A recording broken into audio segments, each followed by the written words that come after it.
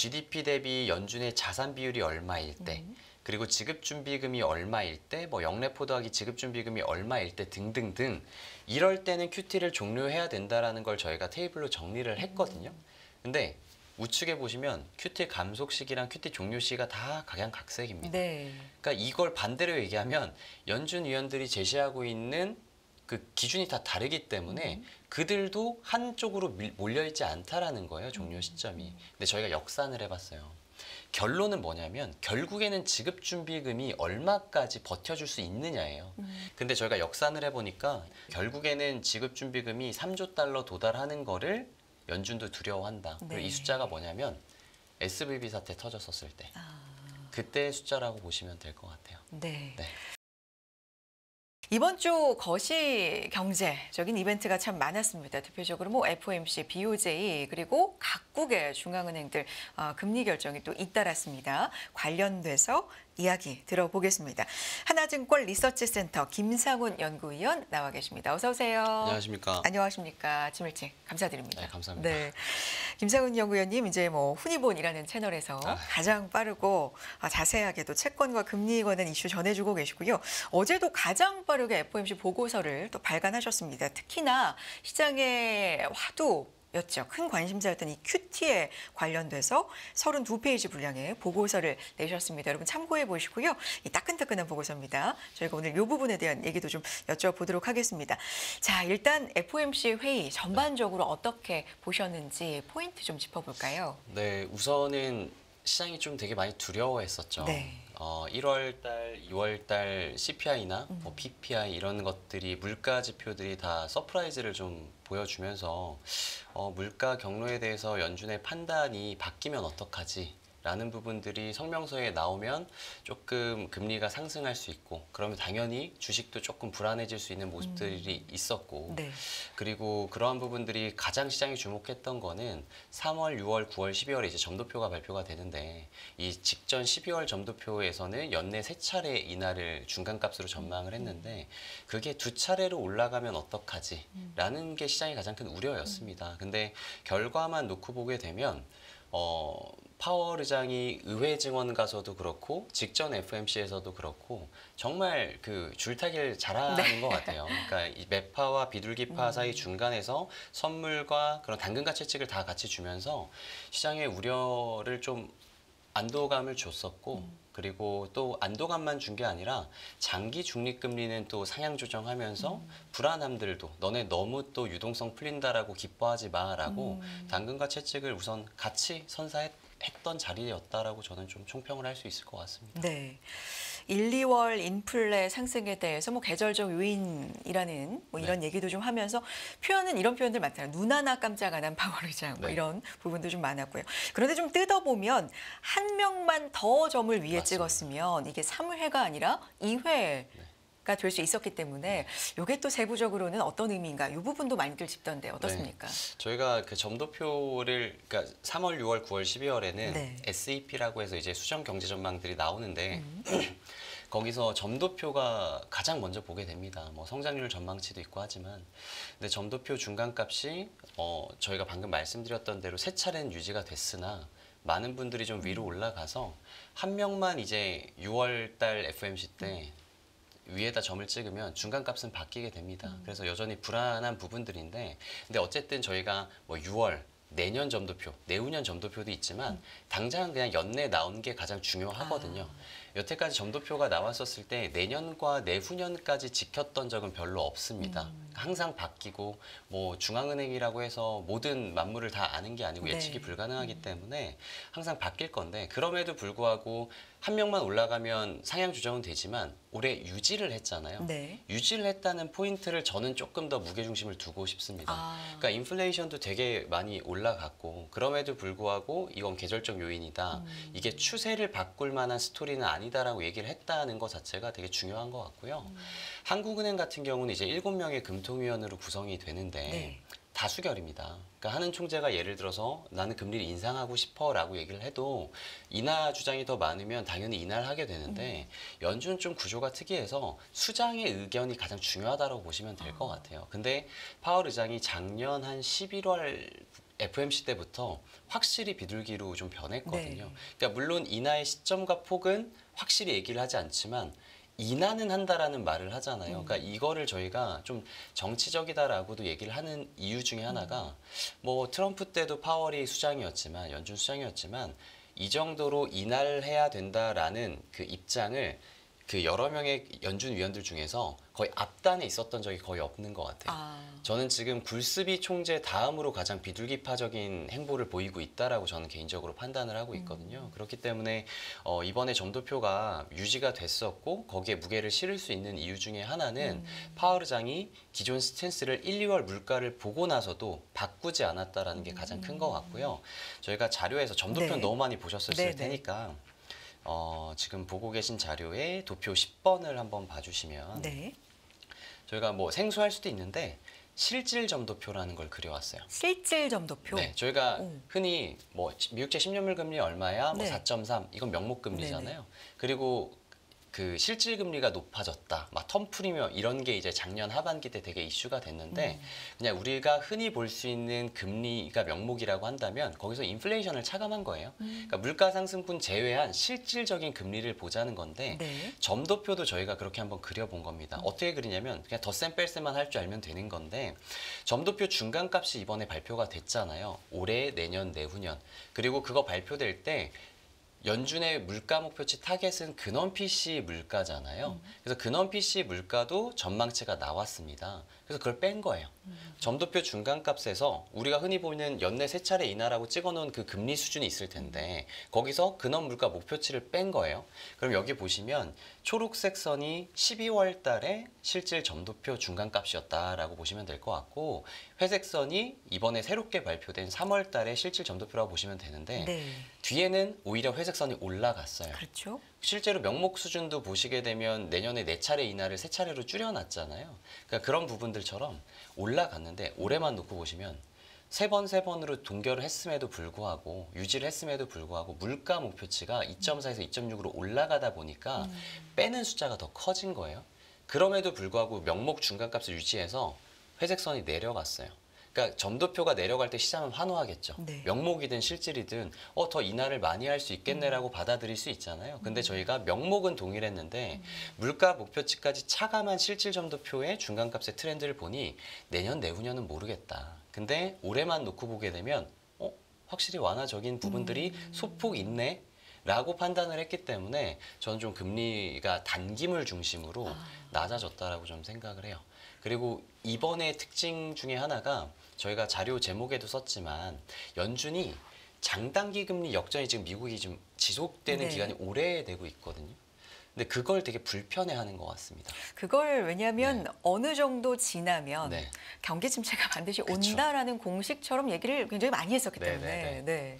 근데 그 부분이 불편한 게 지금 뭐 미국도 지역은행이나 중소형 은행 문제는 뭐 작년 3월에 SVB 사태 터졌었고 네. 이번에 뭐 NI콥 같은 경우도 문제가 계속 불거졌기 때문에 다들 우려는 하고 있지만 뭐 대형 은행에서 문제가 발생하고 있지는 않잖아요. 뭐 예대 마진 외의 수익 구조들이 있기 때문에 근데 그럼에도 불구하고 은행은 어쨌든 예대 마진이 제일 중요한 건데 짧은 쪽에 예금 금리와 긴 쪽에 대출 금리가 역전이 되어 있으니까 예대 마진 수익이 안 좋을 수밖에 없는데 그 기간이 너무 길다라는 거죠. 그래서 그 부분에 대해서는 조금 불편해해서 제가 이번 회의에서 느꼈던 거는 뭐 점도표도 좋고 뭐 성장률 전망치 올린 것도 좋은데 장단기 금리 차를 당장은 아니지만 조금씩 정상화시키려는 노력들을 하고 있는 게 좀 보여요. 그러니까 방금 말씀드렸던 것처럼 점도표 중간값을 한 명만 올리면 명목 기준으로도 2차례로 줄었었어요. 네. 근데 결국에는 3차례를 유지했잖아요. 그럼 시장한테 안도감은 준 거잖아요. 뭐 한 명 다 알지만 3차례네. 그 반대로 얘기하면 내년에 위에서 내려오면 세차례가 더 공고해지는 거잖아요. 6월 달에. 그런 것처럼 결과적으로 세차는 유지했는데 실질 점도표도 보면 내려왔네. 그러면 인하는 하겠다라는 거네. 세차례도 가능하겠네라고 하면서 단기물 금리는 FOMC 앞두고 장단기 금리가 다 같이 좀 상승했던 부분들을 되돌렸다라고 보시면 될 것 같고 근데 반면 어제 기준으로, 그러니까 오늘 새벽 말고 FOMC 발표됐었을 때 기준으로 보면 10년물 금리는 오히려 한 1bp에서 2bp 정도만 내려갔었고 네. 초장기 금리는 또 올라가는 그림들이 나왔단 말이에요. 근데 그 이유는 뭐 이미 뉴스 보셔서 아시겠지만 여기 도표 11번 보시면 그냥 장기 중립금리에 대한 추정치를 정말 오랜만에 올렸어요. 그러니까 이게 소수점 그 둘째 자리에서 반올림해서 2.6이라고 저희가 적어놨지만 사실은 10bp도 아닙니다. 2.5에서 2.56으로 올려서 6bp 정도밖에 올라간 게 아니에요. 근데 그럼에도 불구하고 이게 시사하는 바가 꽤 큽니다. 어떤 걸까요? 그러니까 뭔가 단기 금리 같은 경우는 네. 통화 정책에 연동이 많이 된다라고 그렇죠. 알잖아요. 네. 그래서 금리 인상하면 단기물 금리가 우선 튀고 상승하고 인하하면 내려가는 부분들이 있고 장기물 금리는 흔히 경제 원론적으로 저희가 이제 펀더멘탈 뭐 경기나 물가 이런 부분에 연동이 된다라고 알고 있는데 장기 중립금리라고 한다면 이게 정말 이상적인 유토피아 상황을 만들 수 있는 그냥 금리라고 보시면 될 것 같아요. 근데 이런 부분들이 레벨 자체가 올라갔다는 얘기는 정말로 잠재 성장률이나 그러니까 인플레를 발생시키지 않을 수 있는 금리 수준이 우리가 여태까지 봤었던 것보다 6bp는 높아졌다라는 겁니다. 그래서 이 퍼센테이지가 중요한 게 아니라 잠재 성장률이나 중립금리가 올라가는 그림이네라고 하게 되면 장기적으로 봤을 때 연준이 인하를 할 수 있는 폭이 줄어들 수 있겠네라는 쪽의 심리를 자극할 수 있는 거예요. 그리고 많이 들어보셨겠지만 뭐 이런 중립금리나 이런 건 이론적인 금리이기 때문에 학자들마다 다르고 연준 위원들마다 생각이 다릅니다. 그래서 이것도 다 점을 찍는 거예요. 네. 그래서 중간값을 저희가 가지고 온 건데 중간값이 좀 올라갔고 여기 보시면 22년도에 잠깐 내려갔다 올라오는 게 있지만 이건 일시적이었고 네. 실제로 중립금리를 상향했던 건 18년 9월 FOMC 때 나왔었던 데 이후로 처음이라고 보시면 돼요. 그렇기 때문에 그때도 금리를 이제 2.5%까지 인상을 하는 과정이었었는데 이런 부분이 이번에 나왔기 때문에 장기 쪽은 조금 의구심이 있는 거죠. 그러니까 3번은 인하를 할 건데 내년과 내후년에 이 점도표에 찍어놓은 총 3년 동안 9차례 인하가 가능한 걸까? 그건 좀 지켜봐야 되는 거 아닌가? 또 심지어 성장률 전망치도 개선시켰거든요. 네. 그러니까 그런 부분들 때문에 장기물 금리는 그렇다고 올려버리면 작년에 5% 갔었을 때 모두가 힘들었지 않습니까? 그렇죠. 그래서 기업들의 이 조달 롤오버 같은 경우도 문제가 될 수 있으니까 재무부도 이제 장기물 발행량 줄이겠다 하고 막 다 진화에 나섰었잖아요. 그러니까 그런 부분들 때문에 장기물 금리의 급등은 좀 원하지 않지만 네. 그렇다고 해서 더 많이 내려가서 장단기 금리가 역전폭이 더 심화되는 것도 연준이 되게 불편해하는 부분들을 시사한 FOMC가 아니었나. 라고 저는 좀 생각을 하고 있습니다. 절묘하네요. 해석을 네. 좀 들어보니까 네. 여러 가지 면에서. 네. 그런데 FOMC 전에 최근에 시중 금리 변화들을 보면 이미 금리 수준을 1회 25bp씩 좀 어떻게 보면은 높게 보고 있었어서 네. 좀 이런 상황들을 이미 선반영한 부분이 많지 않았나라는 생각이 드는데 네. 이 하루 이틀간의 변화 어떻게 보십니까? 저는 좀 다행이라고 생각을 네, 합니다. 네. 더 바빴었을 텐데 다행히 시장이 크게 안 변해서 저희 입장에서는 좀 다행이었고 BOJ도 그렇고 이번 FOMC도 그렇고 사실 좀 정보가 너무 많은 것 같아요. 그러니까 저처럼 예측하는 사람들도 너무 많아진 것 같고 뭐 실력 좋은 분들도 그리고 막 감이 좋은 분들도 되게 많은 것 같아서 결국에는 FOMC가 물가가 잘 나왔고 그런 부분들이 베이지북이라는 그냥 월간 동향 보고서에도 다 명시가 되어 있다 보니까 이거 자칫하면은 금리 인상폭을 하나 줄일 수도 있겠네라고 대비를 어느 정도는 해놨던 것 같습니다. 근데 결론적으로 방금 말씀드려왔듯이 그런 결과가 나왔기 때문에 시장은 좀 안도를 했고 이제 앞으로 이 다음 스텝에 대해서 어떻게 흘러갈지에 대해서 시장은 주목을 할 수밖에 없는 것 같고 당연히 이게 무한 반복입니다. FOMC 끝나면 이제 고용 나오고 물가 나오고 또 정책 이벤트 나오고 이걸 계속 봐야 되는 상황이어서 물론 장기 그림을 보면 좋겠지만 그래서 3개월마다 이런 점도표 보면서 좀 장기 그림을 그려보는 건데 어제 시장이 실망이라고는 할 수는 없지만 기대했던 부분들이 좀 있었는데 QT 감소안에 대해서 따로 그 문건이 발표가 될 거냐에 대해서도 시장에 좀 관심이 있었거든요. 네. 왜냐하면 1월 달에 FOMC 시작하기 전에 1월 초부터 로리 로건 댈러스 연은 총재가 QT 감속이 필요하다라는 얘기를 한번 했었고 네.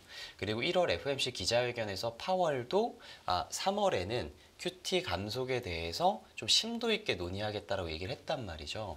근데 18년도에 최종 금리를 12월 달에 파월이 2.5%까지 금리를 올리거든요. 저희가 그냥 시장 상황만 좀 말씀을 드리면 네네. 여기 도표 12번을 보시게 되면 진한색 초록색 선이 미국의 기준금리라고 보시면 되는데 여기 12월 달에 2.5까지 올리게 됩니다. 근데 그 이후에 동결기를 쭉 가져가다가 19년 7월 돼서야 금리를 인하는 하는데 시장 금리 같은 경우는 계속해서 좀 하락하는 모습들을 보여왔잖아요. 네. 근데 이때 나온 문건들 때문에 그래요. 19년 1월 달 성명서에서 추가 인상에 대한 문구를 삭제했었고 그게 올해 1월 성명서랑 똑같습니다. 그리고 3월 달, 이번에 이제 3월을 맞이했는데 19년 3월 달에 QT 감소간에 대해서 따로 문건을 발표해 줬었어요. 그때 QT를 진행을 했었던 규모가 있었을 텐데 네. 그 규모를 좀 줄이게 됩니다.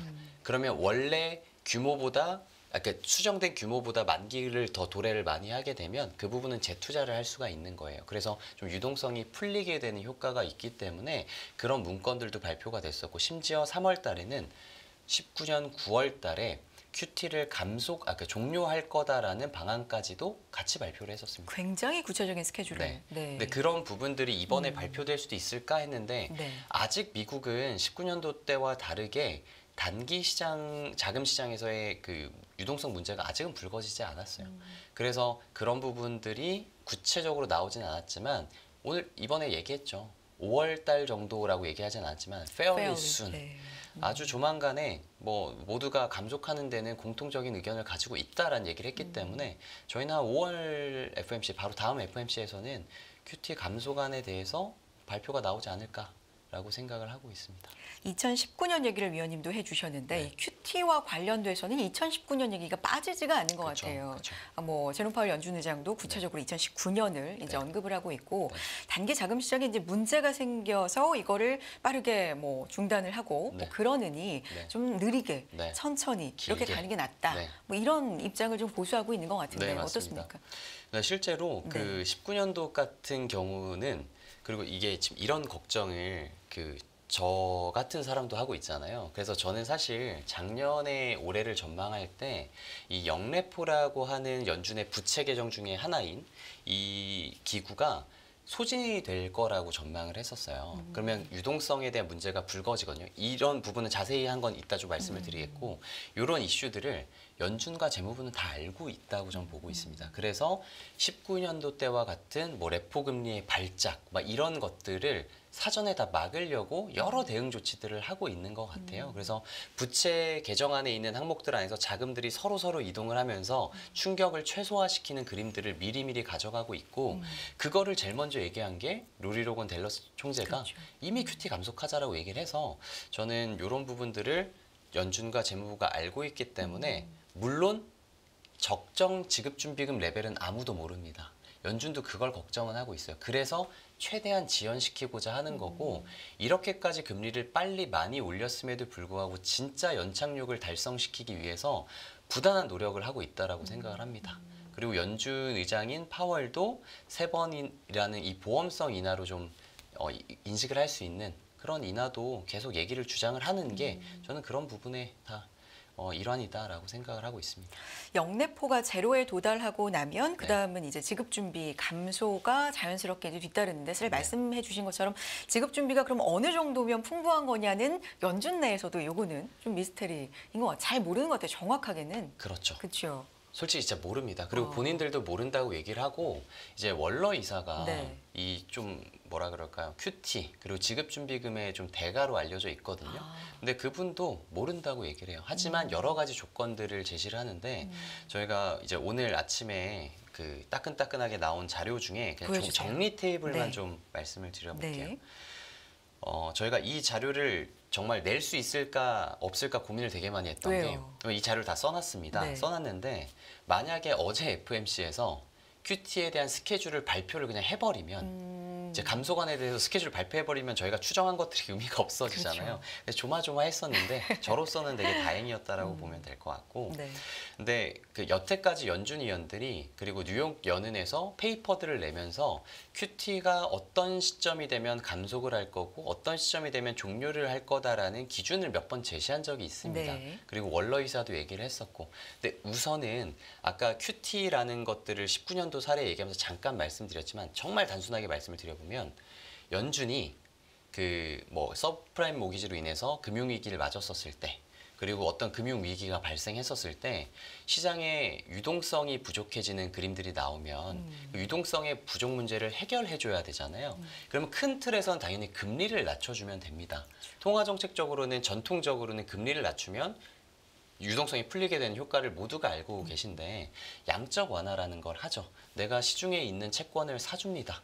그럼 내가 연준이면 채권을 사오는 대신에 채권을 사려면 돈이 풀려야 되는 거죠. 그럼 시장에 돈을 주니까 유동성이 풀린다라고 얘기를 하는데 지금은 이제 그 유동성이 너무 막대하게 풀려서 회수를 해야 되는 과정이에요. 네. 근데 회수를 하는 과정이 가장 쉽게 생각하면 내가 보유하고 있는 채권을 그냥 내다 던지면 됩니다. 팔면 되죠. 근데 너무 많은 물건들을 가지고 있어서 이걸 갑자기 시장에다가 물량을 던져버리면 주식도 마찬가지잖아요. 엄청 큰 기관이 한 종목을 엄청나게 내다 팔면 시장에 혼란이 오는 것처럼 그런 부분은 정말 너무나도 문제가 됐었을 때 하는 거고 네.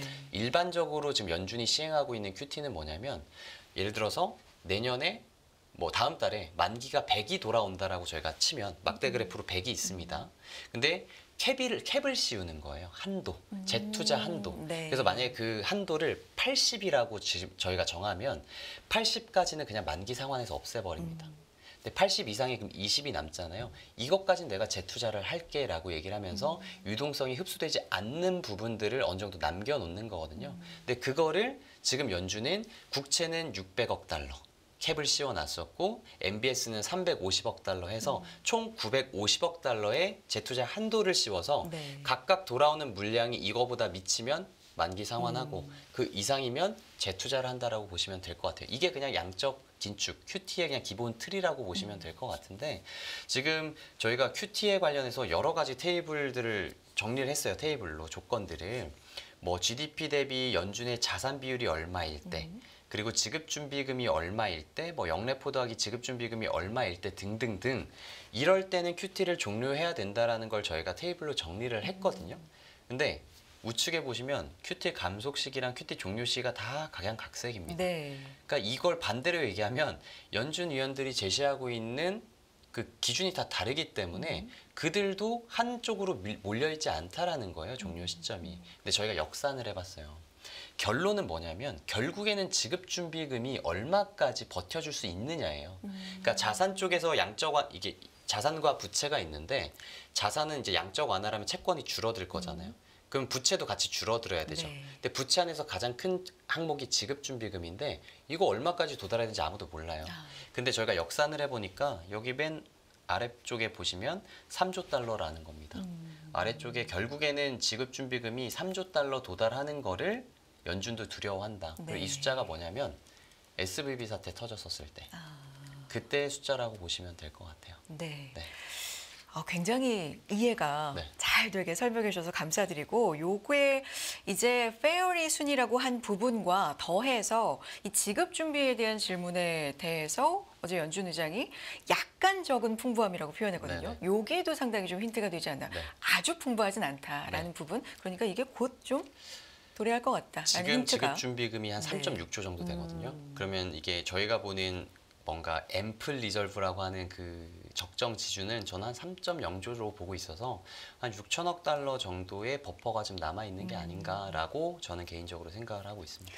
알겠습니다. 큐티를 왜 지금 좀 중요하게 봐야 되는 건지, 큐티가 뭔지 이런 부분까지도 좀 쉽게 잘 이해할 수 있는 시간이었고 BOJ 이슈도 좀 짚어봐야 될 것 네. 같습니다. 이번 주에 사실 FOMC보다 어쩌면 더 중요하다라고 네. 했던 이슈였잖아요. 예상대로 좀 흘러간 거죠. 그리고 시장의 충격도 그렇게 크진 않았던 것 오히려 같은데. 반대로 움직인 것 그러니까요. 같아요. 어떻게 보셨습니까? 이 그러니까 현상. 이것도 FMC처럼 시장이 네. 그러니까 이미 니케이에서 다 보도를 낸 거죠.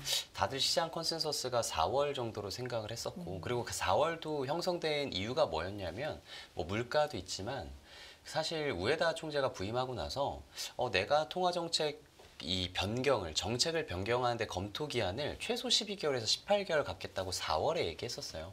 그러다 보니까 좀 멀리 보더라도 작년에도 한 4월은 되어야 뭔가 변경을 하겠다라는 컨센서스가 있었는데 임금 협상이 바로 앞에 몰려 있다 보니까 4월로 형성이 됐었던 거죠. 근데 그걸 이제 일부 다수 매체에서 3월이라고 얘기를 했고 실제로 거기에 부합한 결과를 내보였기 때문에 시장의 충격은 그리 크지 않았다. 그리고 또 하나는 이게 BOJ가 금리는 인상을 했습니다. 정말 뭐 17년 만에 인상을 했고 맞습니다. 8년 만에 이제 마이너스 금리에서 탈피를 했는데 우리나라 기준금리 3.5잖아요. 미국 금리 5.5잖아요.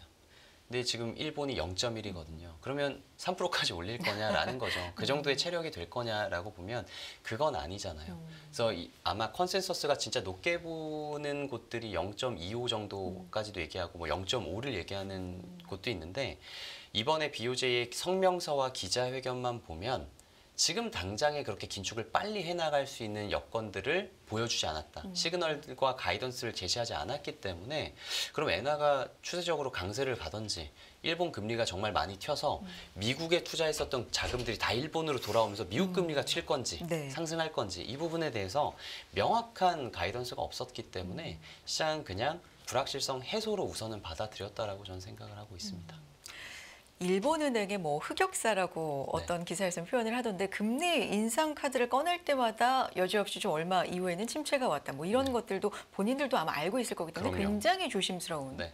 행보를 좀 보일 거다. 저는 이번에 확실한 시그널을 주지 못했었던 이유 중에 네. 하나가 당연히 그냥 주체별로 보면 가계, 기업, 정부가 있을 텐데 우선 정부부터 말씀을 드리면 뭐 물론 10bp 올린 거예요. 0.0에서 0.1로 올린 거지만 그 국채의 54%를 중앙은행이 들고 있어요. 근데 금리가 올라가면 이자 비용 올라가겠죠. 그러니까 거기에 대한 파급 효과도 계산을 해봐야 될 거고, 그리고 기업 같은 경우는 여태까지 마이너스 금리 때 오히려 그 이자 소득과 이자 비용을 보면 소득이 더 많았었어요.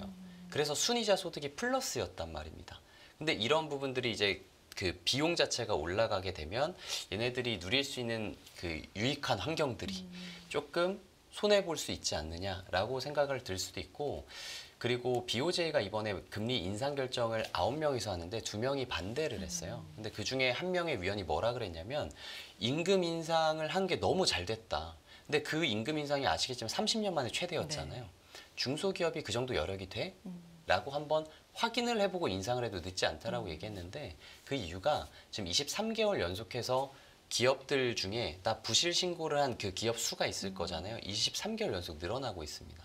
그렇기 때문에 여기서 금리 인상을 했었을 때 기업들, 특히 중소기업들의 여파가 어느 정도일지는 한번 지켜보자라는 쪽으로 BOJ도 생각을 하고 있기 때문에 엄청나게 매파적으로 시그널은 주지 못했다라고 좀 보고 있습니다.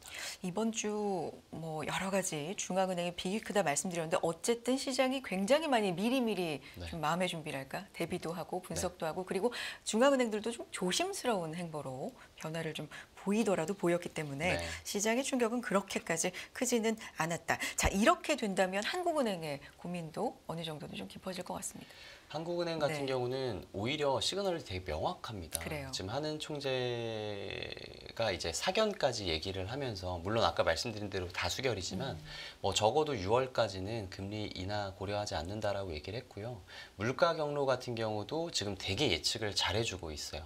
그래서 우리나라는 물가 발표될 때 채권 시장이 흔들리지 않습니다. 거의 예측한 대로 하느니 예측한 대로 흘러가고 있기 때문에 그래서 저희는 여전히 7월 달에 첫 인하를 할 거고 4분기 때 한 번 정도 더 인하를 해서 2차례 정도 인하를 할 거다라고 보고 있고요. 저희가 이번에 연준에서 장단기 금리차 축소가 되게 불편했다라고 저희가 받아들였다고 말씀을 드렸는데 잠깐 짧게 설명드린 QT 같은 경우도 결국에는 장기물 금리를 조금 들어 올리는 쪽으로 이루어질 수가 있습니다. 이번에 기자회견에서 파월 의장이 좀 장기적인 그림으로 봤었을 때는 우리는 조금 그 MBS나 이런 것들이 줄었으면 좋겠고 국채 위주로 가져갔으면 좋겠다라고 얘기를 했거든요. MBS 30년짜리잖아요. 이런 부분들이 이제 줄어들게 되면 장기물 금리, 초장기물 국채 금리에도 영향을 주게 됩니다. 그래서 그런 부분들이 장단기 금리 차가 좀 벌어지는 쪽으로 연준이 의도하는 거 아니냐라고 저는 생각을 하는데, 그렇다고 해서 그럼 국내 같은 경우는 이런 현상이 심하게 벌어질까라고 봤었을 때 우리나라는 잠재 성장률을 오히려 다운시키려고 하고 있어요. 고령화랑 저출산 문제가 너무 심하다 보니까. 그런 부분들 때문에 통화 정책에 대한 기조도 비슷할 건데 시점은 다를 수 있을 거다라고, 인하 시점은 당연히 다를 수 있을 거다라고 보고 있고, 장단기 금리 차가 흘러가는 것도 일정 부분 영향은 받겠지만 미국과 조금은 차별화되는 흐름들이 나타날 수 있다라고 저는 좀 생각을 하고 있습니다.